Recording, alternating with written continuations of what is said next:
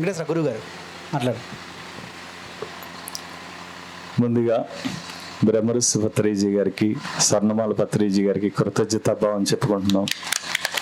మరి అలాగే ఈ దారపల్లి మహాతర్ బాబాజీ పిరమిడ్ క్షేత్రానికి వచ్చిన ఆత్మబంధువులందరికీ కూడా పేరు పేరున కృతజ్ఞతాభావం చెప్పుకుంటున్నాం. మరి అదే విధానం కూడా ఇక్కడ ఇంత అద్భుతమైన కార్యక్రమం చేసుకోవటానికి మరి రామరాజు గారు, అలాగే ప్రెసిడెంట్ గారు, ఇక్కడ దారపల్లిలో ఉన్నంటి ప్రతి ఒక్కరికి కూడా పేరు పేరున కృతజ్ఞతాభావం చెప్పుకుంటున్నాం. ఎందుకంటే మేము ఇక్కడ ఎప్పుడైతే మహాతర్ బాబాజీ పిరమిడ్ నిర్మించామో ఇక్కడ అందరినీ కలుపుకుంటూ ఈ కార్యక్రమాలు చేసుకోవాలని సంకల్పం పెట్టుకుంటూ మరి ఈ బుద్ధ పౌర్ణమి కార్యక్రమం కూడా ఎలాగొచ్చిందంటే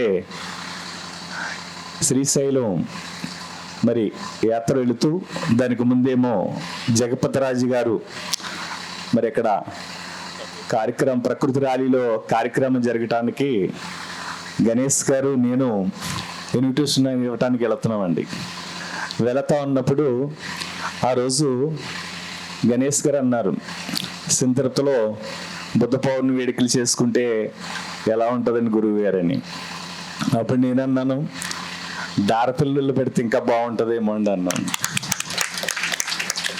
ఆ మాట ఎప్పుడైతే అన్నానో, సరే తిరుపతి అనేది వచ్చింది కాబట్టి అడుగుదానండి, కాదంటే అప్పుడు దారపల్లిలో పెట్టుకుందామండి గురువు గారు అన్నారు. తిరుపతిలో వాళ్ళైతే ముందు అంగీకరించి తర్వాత ఆఫ్ చేశారు, వాటర్ ప్రాబ్లం గురించి, అది బాగా ఎక్కువ ఎండలు ఉంటాయనేసి. మళ్ళీ ఆయన ఏమన్నారంటే, సరే గురువుగారు మీరన్నది ఓకే అయిపోయింది, మరి దారపల్లి ఓకే చేసేయండి, మనం అందరం కలిపి చేసుకుందాం అన్నారు గణేష్ గారు.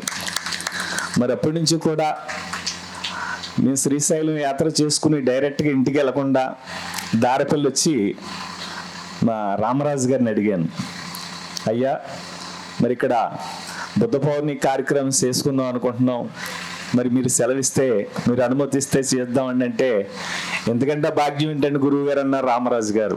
ముందు ఆయనకి తప్పట్లు కొట్టండి, ఎందుకంటే ఏ కార్యక్రమం చేసినా ముందు ఆయన ఒకే చెప్తారు. అలాగే ఇక్కడ జరిగే కార్యక్రమం కూడా ఆయన్ని అనుసరించుకుని ఆయన దగ్గర మాట తీసుకుని మేము చేస్తా ఉన్నాం.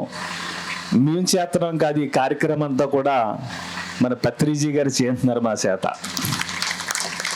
ఎందుకంటే ఇక్కడ నేననేది లేదు, అందరూ సంకల్పంతో మరి తలకో రూపాయి వేసుకుని కార్యక్రమం చేసుకుందామని విధానంగా ఎదుర్కొచ్చాం.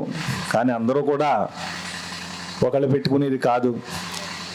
ఒక అన్నదానం అంటే 10 మంది 10 రూపాయలు వేస్తే దాని ఫలితం ఏదో మన మాస్టర్లందరికీ తెలుసు. అడగకపోయినా సరే ఎంతో విధానం కూడా దాన ధర్మం అనేది మన పిరమిడ్ మాస్టర్లో ఉంది. మరి అదే విషయం జగపతిరాజు గారి నోటంపడ వచ్చి ఎప్పుడైతే ఆయన మాట్లాడుతుంటే మాకు అందరికీ దుఃఖం వచ్చింది. దుఃఖం ఎందుకు వచ్చిందంటే, ఇది భయం కాదు, ఒక కార్యక్రమం ధైర్యంగా చేయాలనేసి ఎదరికి వెళ్ళిపోతే తర్వాత ఏం జరుగుతుంది అనేది ఇప్పుడు మరి రాజుగారి ద్వారాగా తెలిసింది. ఆయన ఎప్పుడైతే ఆయన నోటంపడ ఈ యొక్క ధైర్యాన్ని అద్భుతంగా ఏమీ పర్లేదు అని ఎప్పుడైతే ఆయన సలహా ఇచ్చారో, ఎంతోమంది మాస్టర్లు మేమున్నాం అంటున్నారు. మీ అందరికీ కూడా కృతజ్ఞత భావం చెప్పుకుంటూ మరి ఇటువంటి బుద్ధ పౌర్ణమి 1 అని పెట్టాము.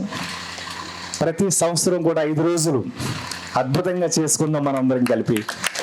ఈ హిమాలయాల పర్వతాలందుకు కూడా మరి మన గురుదేవులు చెప్పారు ఇక్కడ వెంకటేశ్వర స్వామి పర్వతాలని.